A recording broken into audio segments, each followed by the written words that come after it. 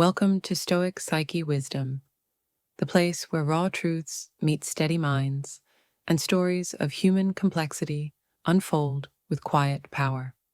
Today, I invite you to step into a story that transformed everything, a story about unexpected help, silent understandings, and the invisible threads that connect us even when words fail. This is not just a tale of family or routine. It's a revelation of vulnerability, desire, and the deep awakenings that come from the most unlikely places. Sit with me as I share what happened when my stepson entered my world, not as a visitor, but as a catalyst, quietly changing the shape of everything I thought I knew about love, absence, and presence. Everything changed after my stepson helped me unexpectedly. He stood in the doorway with that effortless ease only youth seems to carry, a kind of freedom born from a life still unfolding. A duffel bag hung casually over one shoulder. The faintest tan kissed his skin, evidence of somewhere warmer than our quiet suburb.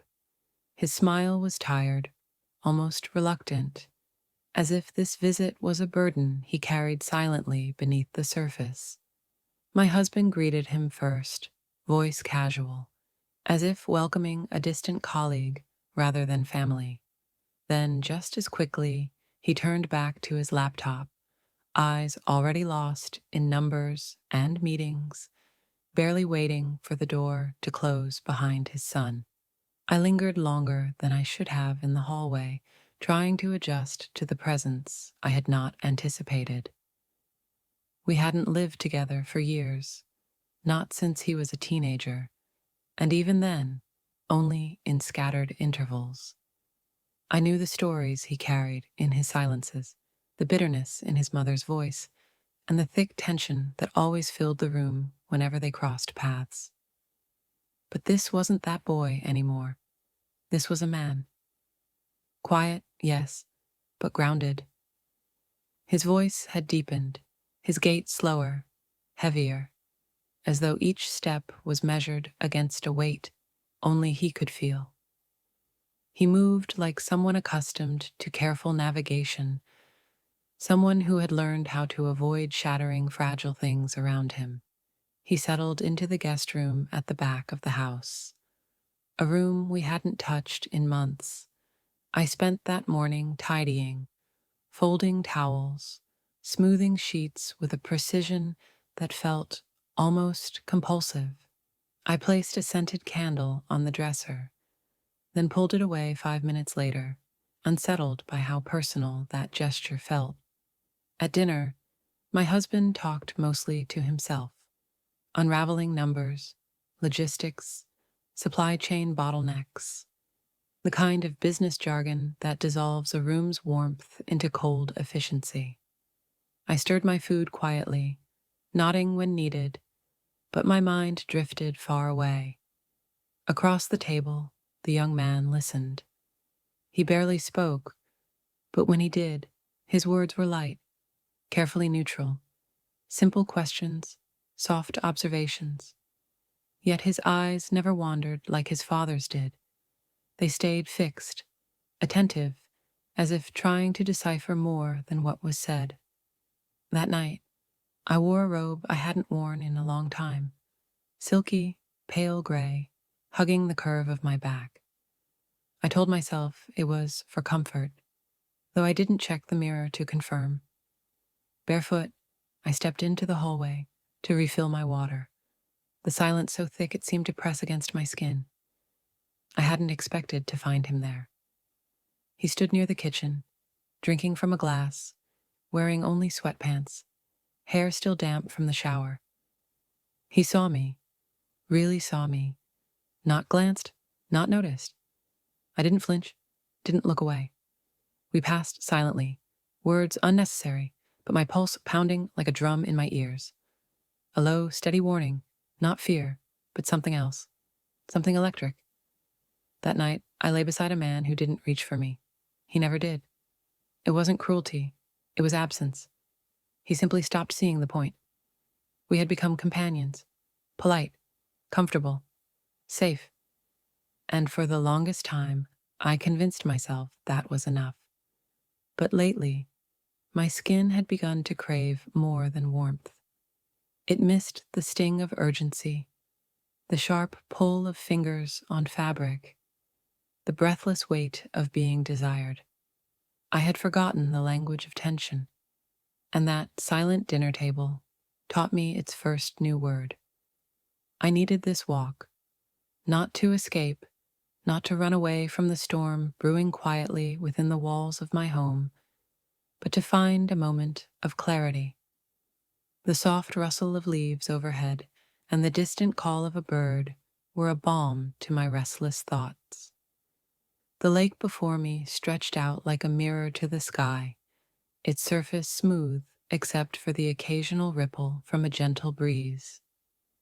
As I walked along the shoreline, my mind replayed the events of the past few days.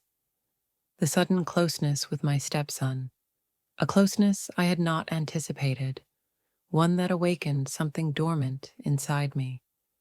It wasn't just about desire, it was about feeling seen again, about reclaiming a piece of myself I'd buried beneath years of routine and quiet resignation. I thought about the way his eyes lingered on me, not with the casual indifference I'd grown used to from my husband, but with a curious, almost tender intensity. How he'd reached out to steady me in the garage, his touch accidental, yet charged with meaning. That kiss, so slow, so deliberate, felt like a bridge between two worlds, the life I had known and the one I was beginning to glimpse. My heart pounded as I realized how much I craved that connection, not because it was forbidden, but because it reminded me of my own vitality, my own worth. I had forgotten what it meant to be desired, to be acknowledged beyond the roles I played daily: wife, stepmother, caretaker. The sun slipped lower, casting long shadows that danced across the path. I stopped and looked out over the water, the weight of everything settling in my chest. What was I doing? Was this just a fleeting moment of weakness, or the start of something I couldn't ignore? In that quiet moment, the truth crystallized. I was waking up from the numbness, from the silence that had wrapped around me like a shroud. And though the path ahead was uncertain, I knew I could no longer pretend that I was content with the life I'd been living. Returning home, I felt a strange mixture of apprehension and anticipation. The house was quiet, too quiet without my husband's steady presence. But there was a new energy in the air, fragile yet undeniable. As I stepped inside, I saw him sitting in the living room, the afternoon light catching the sharp angles of his face. Our eyes met, and in that gaze, something unspoken passed between us. A promise, a question, a warning. The days that followed were filled with small moments that carried enormous weight. A shared glance across the kitchen, a brush of hands while reaching for the same book. Silent conversations in the spaces between words. I knew that nothing would be the same again. The boundaries we'd crossed, the emotions unleashed, had shifted the foundation beneath us. And while fear whispered caution, desire and hope pulled me forward, this was more than just a story of temptation or betrayal. It was a story of awakening, of rediscovery, of the complex, messy, beautiful journey of reclaiming oneself in the face of change. Days turned into a restless blur, each moment charged with the quiet tension of what was unsaid. I found myself caught between two worlds, the life I was supposed to uphold and the new reality that was pulling me into its orbit. Every glance from him was like a spark, igniting something fierce and forbidden within me. At night, When the house was cloaked in darkness and the world felt distant, I would lie awake and listen to the steady rhythm of my own breathing, wondering how long I could hold on to this fragile balance. The weight of guilt pressed against my ribs, but beneath it was something stronger, an urgent need to feel alive again. One evening, as the sun dipped below the horizon, painting the sky with hues of crimson and gold, he came to me, not with words, but with a look that said everything. In the silence between us, I saw a reflection of my own longing mirrored back. Slowly, almost hesitantly, his hand found mine. The touch was electric, and I felt a shiver run down my spine. We didn't speak. There was no need.